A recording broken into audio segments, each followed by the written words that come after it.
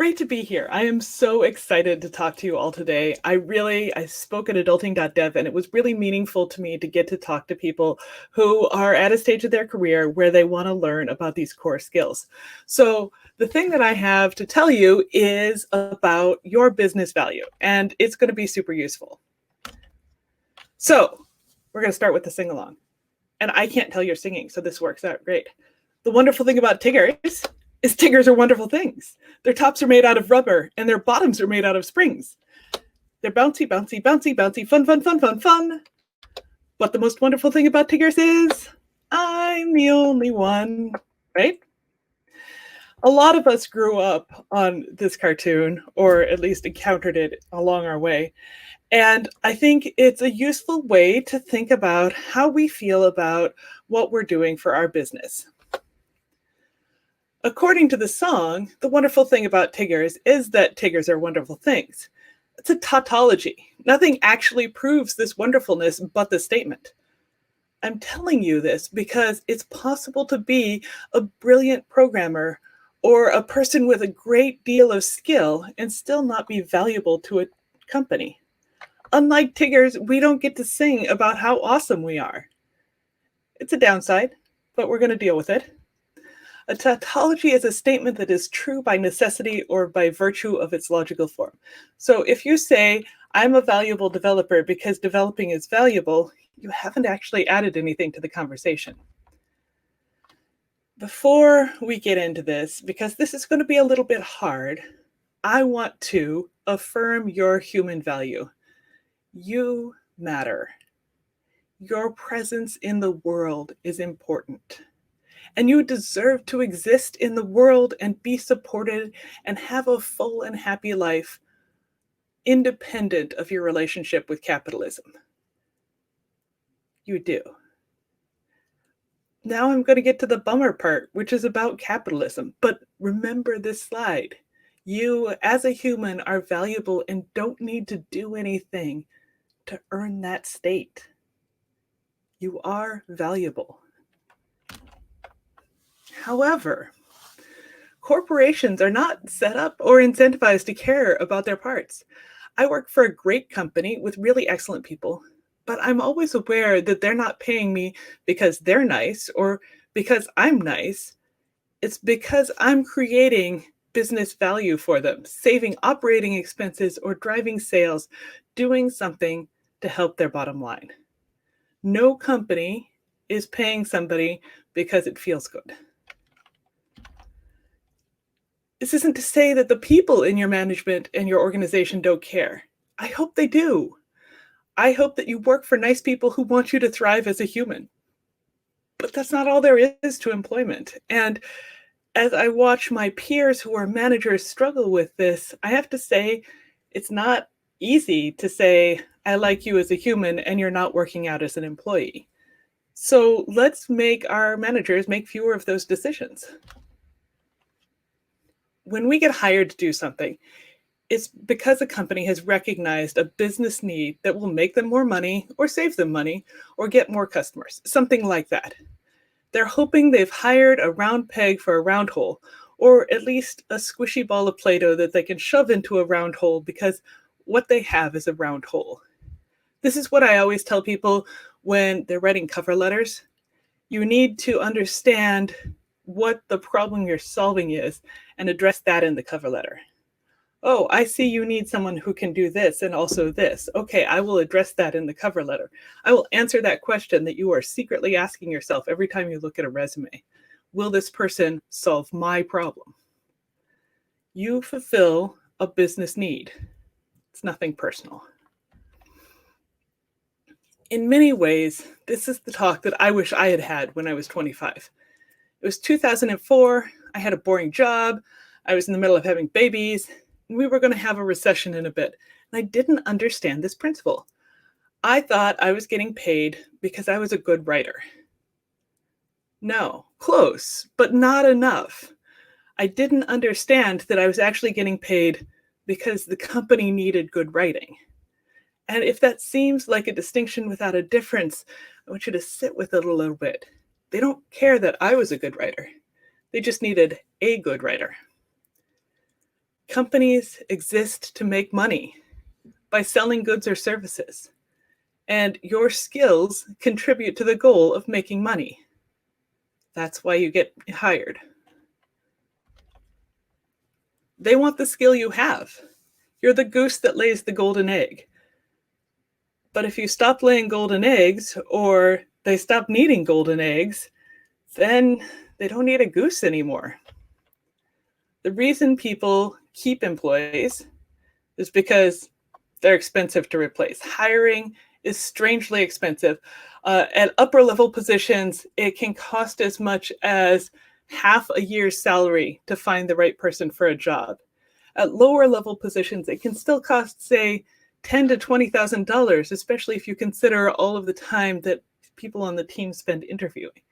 So companies do not like replacing people if they can get anything useful out of them. But they will replace you if they see a strong advantage. If they can get somebody who does better than you do at a break-even point, then they may make that choice. Not because anybody dislikes you and not because you're doing bad work, but just because companies exist to make money. And here's another sad true fact. Inflation applies to golden eggs. You have a certain value when you get hired, but if you don't keep increasing that value, then it's going to be easier to replace you. In environmental sociology, there's a concept called the treadmill of production, where actors are perpetually driven to accumulate capital and expand the market in order to maintain relative economic and social position. I think you've probably all experienced that, where when I was a kid, my parents didn't even have a cell phone bill because we didn't have cell phones. And now that I am an adult, I'm paying almost $400 a month for my family's cell phone bill. So I am driven to make more money because I have new expenses. And that is how capitalism is set up to work, is to make things that were luxuries into essentials.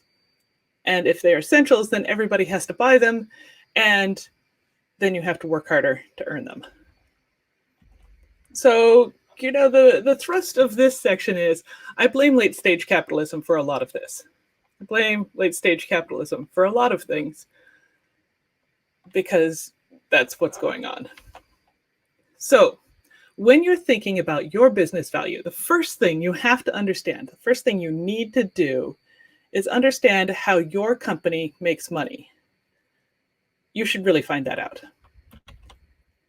How does your company make money? And how does your role contribute to that?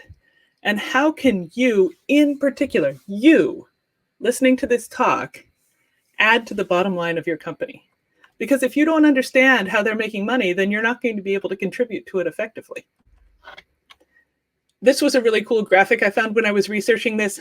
Where do big companies, big software companies make their money? Like LinkedIn doesn't sell any software, but they sell a fair amount of advertising and they have a subscription revenue stream. Apple makes hardware and software, but doesn't do advertising. What is it that your company makes money doing? Your job is actually to provide value to the company. Literally, that's what you're here for. It's not what was written in the job description. It's not what you do or don't want to do. It's not what you're brilliant at. It's providing value to the company. And this was so hard for me to get my head around because I'm a really good writer. And what I want to do when I'm writing is write really good documentation. But sometimes what needed to happen was we needed good enough documentation much faster. And I was like, but that's not right. That's not how it's supposed to work. You don't understand my art. They understood perfectly well, and I didn't, that my art was less meaningful than their bottom line. So when you're having a conflict with somebody who's telling you to do something that seems weird, then you should listen to what makes money. Now, there's a caveat to that. There will come a point in your career where someone asks you to do something bad. And you have to decide whether you're going to compromise your moral values to do that. I have been a whistleblower. I have walked away from jobs. It's a position of enormous privilege to be able to do that, and I know that.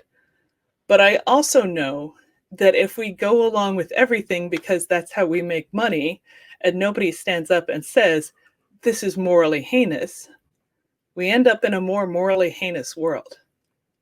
So if you're in a position where someone is asking you to do something that you feel is unethical, reach out to your network and say, hey, I'm not okay. I can't whistleblow right now. I'm not in that place, but I need to find a new job. And then document everything you can without violating the laws and leave. It'll take a while, but it's worth doing, I promise. You only get one soul, and you might as well safeguard it. So, what are different jobs and how do they map to this whole value mapping, right? All right, so a developer's job is to make saleable product. It isn't even necessarily to make usable product, although I recommend that. It's to make something that people can sell. Operations job isn't really to keep systems up, although that's a side effect of the business value, which is to save on running expenses. A manager's job is to make developers more effective and prevent churn. And as a developer advocate, I was thinking about what my value is. I think the thing I bring is enthusiasm. I'm really excited to tell people about feature flags. I'm like, yes, let me tell you how you can make your whole system more complex, but also more elegant and beautiful. I'm literally excited. So that enthusiasm is the business value that I bring. Your job is not, let me be clear, clever digressions, interesting problems. I'm sorry, it's almost never your job to solve interesting problems. Internet slap fights, not your problem. Bitcoin mining, I think that one's pretty obvious. Or bossing people. You notice I put managers in here and I said their job is to reduce churn and keep developers effective. It's not to tell them necessarily what to do, it's to help point them to the business value case.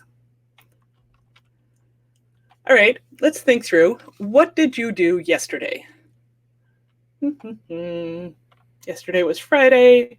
I don't know about you, but I watched the news in horror. I live in Minneapolis. And also I wrote a few things because, and I prepped for this talk. If what you did was punch a clock and do what somebody told you, that's okay, but it's not necessarily going to be sufficient forever. What did it produce? What did your work yesterday produce? How does that make the company money?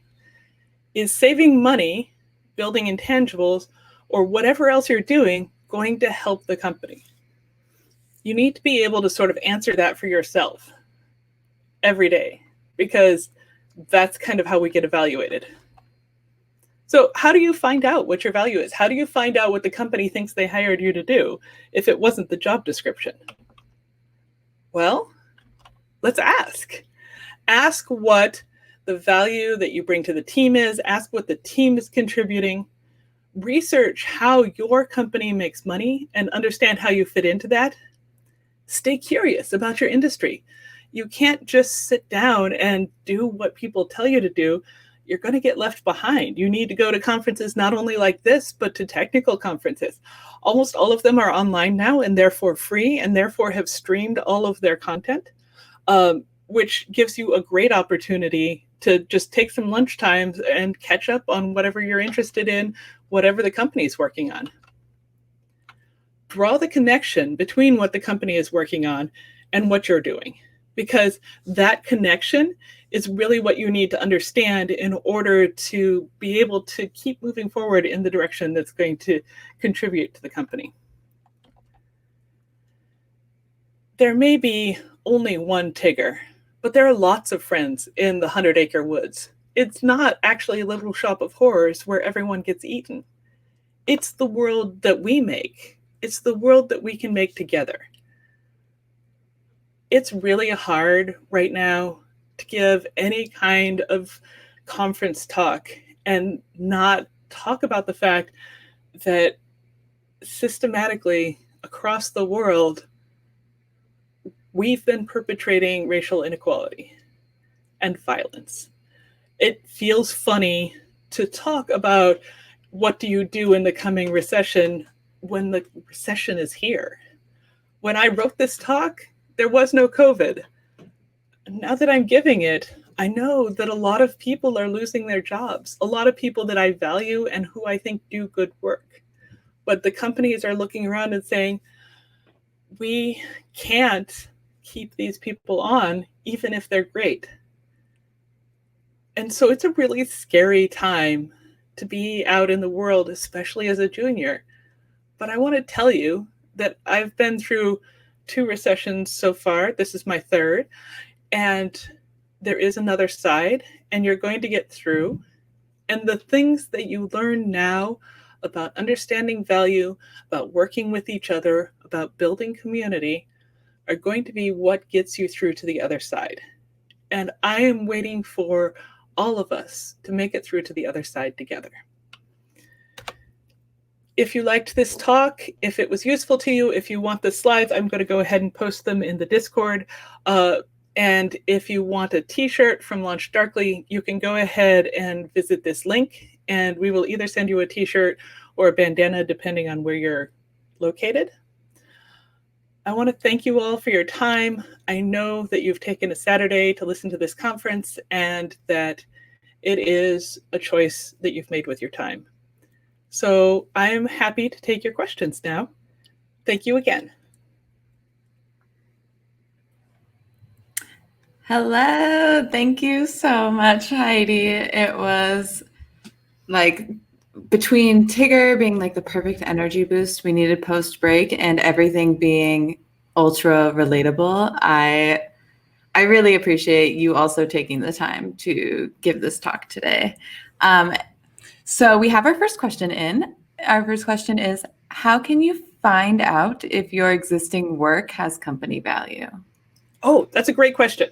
So I kind of glossed over this, but let me say, you need to understand how your company makes money. Like what company you're working for. If it's a publicly traded company, you can go look at the stock reports and say, where are the income streams? They have to disclose that. If it's not a publicly traded company, I would go to, if you're at a small enough company, your finance person and say, like, where's the majority of our money coming from? And then you go to your manager and you say, what do you think our team's job is? Like, what are we here to do? And how does that relate to this overarching goal? And that combination is going to let you connect those dots. So I work for, well, we used to be small. We're now a medium-sized startup. And the business value that we're delivering is that people can do things more quickly and safely. Okay, so my value is to tell people how we can do things quickly and safely. And so I can make that connection. And this is going to take some work. It's like a research paper, but it's worth doing because once you learn how to do it, you're always going to be able to see your position. All right. Sorry. I have a question from Kevin in the channel. Yeah. So okay. I can read it out loud just for... That'd be great. So what if your work indirectly supports bottom line, but you can't tell? How can you bring that value to the forefront and make others notice it too? Right. So if you can't figure out what's going on exactly, like if you are in development, you can frequently look and see, like, what does the software sell for? What percentage of the software am I? Right. An amazing number of people do not know what their software sells for. It's worth asking. You have to track down the sales team and they're like, it depends, but anyone who has tried to figure out. It depends. It depends, but they will eventually give you a number because they eventually give, customers a number. But maybe your contribution is in savings. Maybe your contribution is in saving either like direct financial things, like I work in ops and I keep our AWS bill sane, or maybe your contribution is I work in HR and what I do is make sure that our employees are happy. Or, okay, the example is internal communications. How do you talk about the value that it brings to other people's work? Internal communications is actually essential, because if you don't have them, then every team sort of like diverges and works on different things, and they're not always the correct thing. So internal communications means that you're keeping the entire company aligned. How you can point to the value of that is point out places where it's failed and how much it's cost. Because almost no one has been perfect at this. You say, okay, look at this example where we didn't get that right. Here's how much it cost us to walk that back or to bring that team back into alignment. Yeah, no, that absolutely makes sense, especially, yeah, that's a really good way to quantify things that maybe are a little bit more vague. So we have another question from an attendee. Mm-hmm. So any tips for folks looking for their first tech job and how to figure out how to frame what you can bring to a new career? Okay. I'm excited that you're looking for your first tech job. Like, congratulations. Welcome to the fun. The thing that you're going to want to emphasize when you don't have this work history is that you do have a history of understanding a problem. So your first tech job, either you're a career transitioner or you're very young. And if you're a career transitioner, you actually have a ton of resources to talk about. Like, I have an acquaintance who used to be a bakery manager before she got into tech. And the thing that she had was the ability to manage complex timelines. And so when she was applying for jobs, she's like, and one of the things that I can bring to your tech team is the ability to understand complex timelines with multiple dependencies, because if you get the frosting done before the cupcakes, it doesn't work as well. She didn't say frosting and cupcakes, but that's essentially what she was saying. So like, mine your past experience for whatever you have that's like relevant to solving a problem. Even if you don't necessarily know what exact problem that team has, you can still say, like, from the looks of your job ad, it appears that what you need is maybe what they just need is somebody to come in and do the boring work. And the thing that you can offer there is documentation. Like, there's nothing more valuable than a junior who documents all of the unspoken assumptions as they go along. Because that gives the team as a whole the ability to onboard faster and to solve problems faster and to do troubleshooting faster. But a lot of senior people sort of, they know it, so they don't document it. And then it's tribal knowledge and it gets lost. Excellent advice. I'm also a career changer, so I switched from journalism, and that is also what I tell people, because I think no matter where you come from, you have, like, if you're changing careers, whatever your past career is, there's always something that you bring that is like uniquely applicable to software, even if it's not directly coding. It's exactly what you said about problem solving and being able to approach things in a different way. So I really appreciate you highlighting that. I think it's excellent. So we have another one. Let me look. So what would you recommend when we're providing value outside of our originally hired for contribution without an official title change?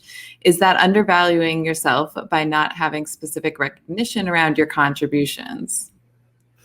Yes. I love it. Straight. So there's a ton of labor that happens that doesn't get acknowledged in a job title. And it's valuable to teams, but because we don't have a way to like tie that to direct monetary compensation, we tend to dismiss it. There aren't probably that many managers listening to this talk, but for the love of Pete, please write up when your report runs an ERG or like helps out with any kind of cultural stuff. Write a letter of thank you, write a commendation, even just an email, something that they can put in their folder for this is what I did. Um, it's very difficult to get corporations to pay for these culture things because they don't see how it contributes. But I will tell you that failing your culture contributes to churn.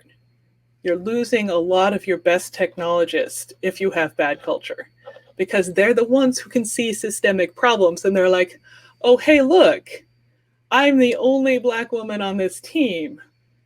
I don't think this is going to work out for me long term. I'm going to start looking for an exit.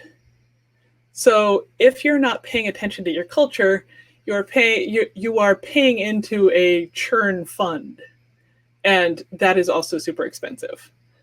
So if you're not getting valued for that, ask your manager, ask your peers, ask the people that you run it for, and then this is a really important job tip: keep, not on your work email, a folder of, mine is labeled "add a girl," and it's just email compliments or like especially nice tweets or whatever that I save, A, because it makes me feel better on bad days, and B, because I can pull it up and say, hey, look, in an instance a lot like the one you're asking about, somebody already complimented me on doing a good job. Having that external affirmation and confirmation really helps people understand that you have been doing this work, you will continue doing this work, and it's valuable to you. That's excellent. I never even thought about keeping a folder like that, but it absolutely makes sense. So thank you for that. And I want to shift a little bit. And yeah, you touched on ethics, which is one of my favorite topics. So, how do you balance needing to work and the ethical implications of what your work does? This is a really hard one to answer because it depends so much on your circumstances. I am very privileged. I'm principal level in my company. Probably even today, if I wanted to leave my company, I could find another job. So I have a lot of ethical bank. So I can say, like, look, I will quit if we work with this organization. Just FYI, it's a deal breaker for me. People who are newer in their career, who are younger, who are more economically precarious, which is not, by the way, your fault. See above late stage capitalism, may not be able to make that choice. And that's okay. What you can do is do the best you can to change the culture that you're in without getting fired, and work your way out as fast as you can. Like, you may not be able to table flip and walk the moment somebody signs an ICE contract, but you can update your resume and start contacting people and say, look, here's what I've got. Here's what I'm looking at. If I spent 6 months up leveling my skills, what do you think I should up level in so I can go to a different company? The sad fact is, almost all technology companies are ethically compromised in some way. It is a matter of picking the least poisonous of the pills, not picking an entirely good actor. I can't think of any entirely good actors. Me neither. Yeah. On a related note, if you are maybe in that position of being more privileged and you are able to walk out, what do you think is the line between like, I should stay and try to change things from the inside versus like, I should whistle blow and leave? Liz Fong Jones has an excellent talk on that, about the ethics of when you should leave. And since she walked away from a lot of money at Google, I feel like she's got a lot of room to talk about that. The time that I whistle blew and left was actually about they requested that I commit plagiarism against the American Medical Association. And I was like, those are lawyers that I am unwilling to tangle with. And also that you would ask me to do this even when I told you it was plagiarism tells me that you will never respect intellectual property. Absolutely. And I can't even with you. But I didn't quit until I had something else lined up. So I think how you know when you can walk away is when you're going to be able to keep your family safe, and when you can no longer when nobody will listen to you about culture change, or they'll listen to you and do nothing. Like, I think a lot of us are confronting the fact that our companies have been trying to do better about racial representation, and like there's a few people of color in our companies, and yet it doesn't seem like we're making any progress on real representation and real inclusion. If they keep failing, eventually you're like, maybe you're not really trying. No, absolutely. And I think people are also realizing that, I don't know, I've realized like you might be thinking that you work somewhere that really cares about these issues, and the recent events are highlighting that things are probably not going to change. So that's really good advice. So we have our final question for this time, which is, how do you manage when a company hires you and then it's clear that they don't know what your impact or value or what they want you to do to show it? Okay. So this is actually, developer advocacy is a super fuzzy place. Yeah. We don't do direct sales leads. We don't have marketing campaigns. Like, there's not a lot of numbers for, I heard this talk by somebody and they made me feel warm and fuzzy, and 6 months later I saw their company come up and I thought, well, maybe why not? Um, so like, this is something I struggle with all the time. I think it's important to say, here's the value that I think I'm bringing. Like, I think that I can quantify my contribution by saying, here's how many people are using the API, because that's something that I'm talking about. Here's how many people are watching my talks, and like 6 months later, like if you have multi-touch attribution, you can find that out. Like, but in general, if the company doesn't know why they hired you, you are going to have to make that case. You cannot count on them to do that for you. And if you don't make that case, eventually you will get somebody new who's like, why are we even paying for that department? We should get rid of it. So even if you had like a visionary person who hired you on, by the nature of technology, jobs are always changing, they will leave. And if you don't have a way to say, here is how I'm reducing cost, here is how I'm promoting our image, here is how I am streamlining internal processes, then it's going to be really hard to argue that you should get to stay. Definitely. And that's all the time we have, but I really want to thank you for taking the time to, say that it's okay to advocate for ourselves. And we will continue this conversation, hopefully, in the self-advocacy channel on Discord. That sounds great. And I will be in the sponsor channel on Discord if anybody has any questions. So I'll be around for a few hours this afternoon. Awesome. Thank you so much, Heidi. All right. Really Thank appreciate you. it.